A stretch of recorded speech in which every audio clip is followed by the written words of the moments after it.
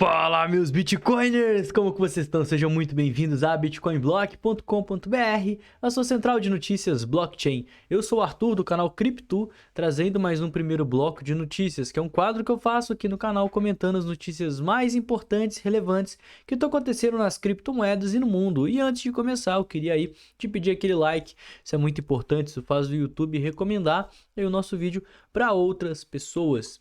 E a gente vai falar sobre a queda que até o momento ninguém tem uma explicação ao certo do que aconteceu, mas eu tenho três possíveis casos que juntos podem ter resultado nessa queda, ou às vezes eles de forma isolada, né, resultaram na queda, que eu vou estar falando para vocês daqui a pouquinho.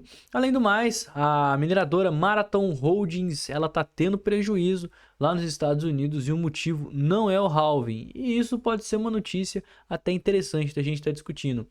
E a Receita Federal está se unindo com o Banco Central para implementar um imposto automático com transações digitais. Isso é, utilização de cartões de crédito, de débito, Pix e o Drex quando ele for implementado. E isso vai ser imposto sobre as criptomoedas também. É o que eu vou estar te explicando daqui a pouquinho, então não esquece do like e verificar a sua inscrição aqui no canal, né? E o mercado aí, em geral, está passando por uma queda, né? O Bitcoin voltou aí para baixo dos 61 mil dólares, revertendo aquele movimento de alta que trouxe ele próximo aos 65, né? Ao longo dos últimos dias. A queda de 2,74%, cotado nos seus 60.782 dólares. Ethereum abaixo dos 3 mil novamente, caindo 4% nas últimas 24 horas. E a maior parte das criptomoedas se performando no vermelho. E essa queda resultou bastante liquidação, né? A gente teve aí cerca de 150 milhões de dólares de liquidação só na manhã dessa última sexta-feira, dia 10.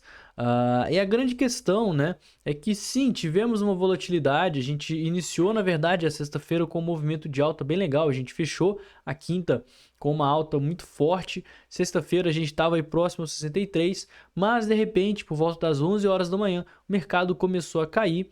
E até agora não se acharam uma causa para esse mercado, uma vez que isso aconteceu de forma quase que exclusiva das criptomoedas, tá?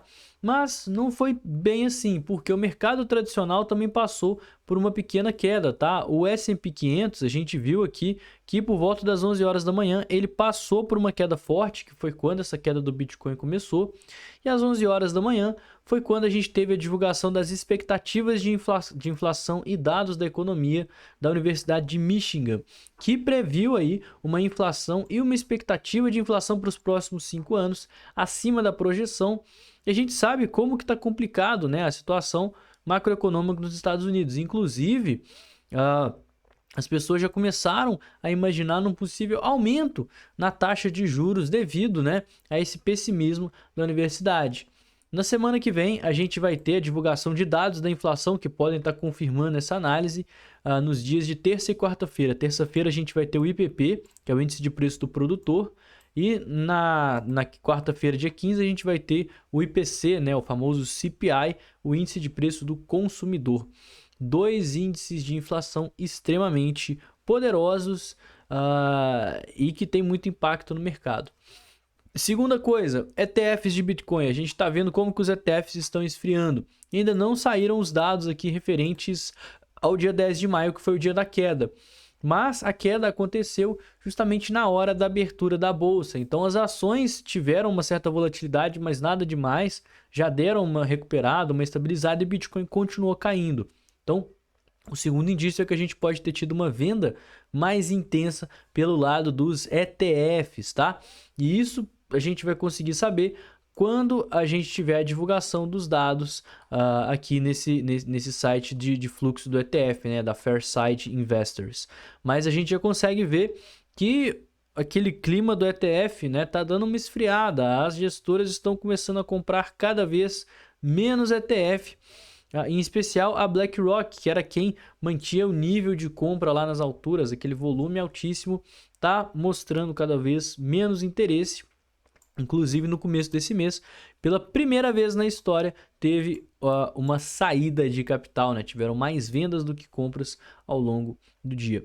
E a terceira questão é referente eu até abri a página errada aqui, referente aos contratos que venceram nessa última terça-feira, nessa última sexta-feira.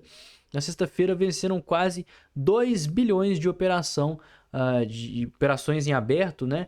De opções do mercado cripto e da bolsa de valores, né? E a gente sabe que a bolsa de valores consiste em 27% dos mercados futuros. Então, 2 bilhões de dólares é algo relevante. E a gente estava vendo como que as pessoas em geral, elas estavam mais otimistas com relação ao Bitcoin, né? Principalmente ao longo da subida que a gente teve ao longo aí dos últimos dias. Então, se a gente puxar aqui nas últimas 24 horas, a gente vê um aumento de 25% no volume de long.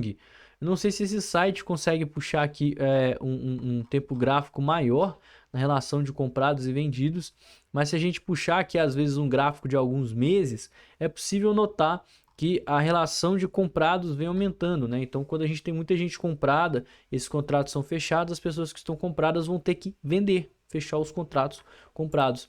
Então, são 3 possíveis hipóteses pelo qual a gente viu uma queda mais acentuada. E claro, né, à medida que a gente vai surgindo mais dados no mercado, vão tendo mais notícias aí, e a gente pode de fato confirmar se são algumas dessas 3 hipóteses ou se aconteceu algo que ainda não é da nossa ciência.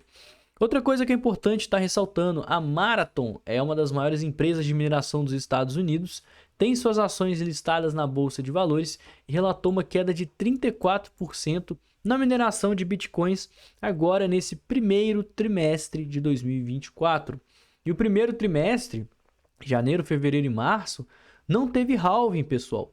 E é isso que está preocupando. Por que a Marathon está apresentando quedas no seu balancete?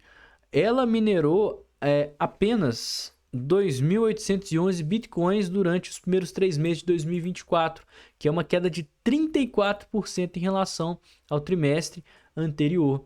E segundo a própria empresa, esses resultados não têm ligações com o período pós-corte, ou seja, com o halving. A grande questão é porque a empresa passou por desafios internos, tanto que as ações, depois que eles divulgaram o balancete nessa sexta-feira, abriram em baixa, caindo até mais de 2%. E a grande questão é infraestrutura, tá? Tiveram falhas em equipamentos, tiveram que dar manutenções e também reduções relacionadas ao clima local lá, que também atrapalharam bastante. Mas eu trouxe essa notícia aqui porque a gente sabe que agora as mineradoras elas vão começar com uma série de cortes nos gastos. Eu trouxe nos últimos dias notícias falando dos mineradores, queda no poder computacional, né? Mineradores começando a ficar no prejuízo. Tudo isso, mineradoras agora nesse período pós-halving passando um certo aperto. O poder computacional segue muito alto na rede, né? É saudável que elas segurem um pouquinho aquela venda massiva de criptomoedas que vai direcionar para as corretoras, né? Isso fecha a torneira, isso faz com que tenha uma menor pressão vendedora, menos pessoas interessadas em vender, porque o Bitcoin vai estar mais escasso dentro das corretoras, o que faz o preço impulsionar. É por isso que o halving faz o preço do Bitcoin e das criptos subirem. E por último, vamos falar da nova da Receita Federal, que se juntou com o Banco Central e vai começar a cobrar imposto direto em todas as transações digital, incluindo transações de criptomoedas. Isso foi apresentado pelo nosso ministro da Fazenda, o Fernando Haddad, que disse que vai implementar essa nova proposta como parte da reforma tributária de consumo, que passou agora, né, na primeira parte e foi entregue ao Poder Executivo para estar aprovando a emenda constitucional 132 do ano de 2023. A reforma tributária foi muito comentada ao longo do ano passado, dos últimos meses, e basicamente ela vai juntar todos os impostos relacionados a bens e serviços, tanto de contribuição social quanto o imposto de ICMS e de ISS.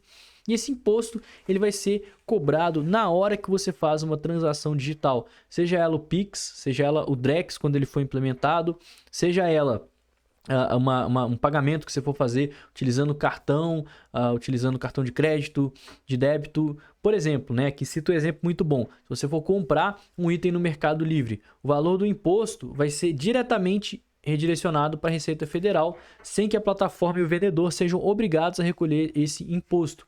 Então, é o que eles estão chamando do sistema de split payment, que é pagamento dividido. Você vai pagar, por exemplo, R$100 numa compra sua qualquer. Desses R$100, R$10 é de imposto. Então, o vendedor vai receber R$90 e os R$10 de imposto já vão direcionados ali para o governo. Segundo eles, né, a medida é justamente para diminuir a sonegação, uma vez que isso já vai ser feita na hora da compra.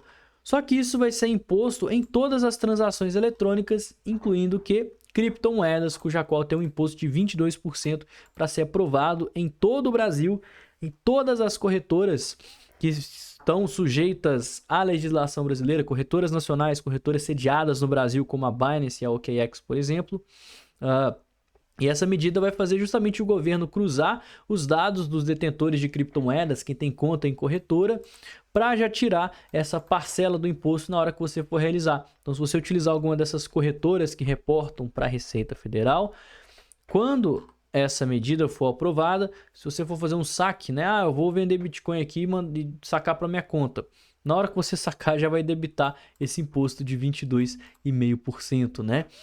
De forma automática, de forma interligada com o sistema do Banco Central e a própria Receita Federal. Pessoal, utilizem criptomoedas como forma de pagamento, não ficam aí caindo nessa baboseira de Pix, Drex, nem nada do tipo. Usem corretoras sem KYC, deixem seus bitcoins na carteira e quanto mais notícias como essa eu vejo, mais eu fico confiante que o Bitcoin, cara, tá muito barato. Pessoal, vamos aqui passar graficamente na queda do Bitcoin, né? Que no começo do dia eu tava até animado, né? Porque a gente fechou a quinta-feira com um padrão de barras conhecido como engolfo de alta. A gente teve uma vela, né? A vela de quarta-feira, a vela de quinta. A gente rompeu a mínima da vela de quarta e engolfou ela para cima. Então fechamos acima dos limites dela. Isso é um padrão que costuma ditar fundos de mercado. Porém, né, na hora que o mercado tradicional abriu, na hora que foi 11 horas da manhã, a gente viu uma queda aí de 3% em apenas uma hora e a gente inclusive perdeu as mínimas desse movimento, né? O movimento que tinha parado lá nos 60.500 já abaixou, chegou lá nos 60.200. A gente ainda continua numa zona que, ao meu ver, é uma zona crítica pro Bitcoin, mas essa rejeição mostra pra gente duas coisas, tá? Primeiro, que a força vendedora aqui em cima ela é extremamente forte. Extremamente forte, ela não está conseguindo deixar o preço passar dos 65 mil dólares, o que torna essa a nossa resistência mais forte. E segundo, cara, que 60k é um nível muito crítico, tá? Se a gente abaixar aqui do 60k, perder os níveis de Fibonacci, a gente vai estar numa região praticamente sem suporte. O próximo suporte é só as mínimas do movimento. A gente vai se manter na tendência de baixa no gráfico diário, vai seguir respeitando a região das médias e a probabilidade de a gente continuar uma correção no gráfico mensal aumenta consideravelmente, tá? A gente vai seguir na busca de um fundo ascendente contra o fundo prévio.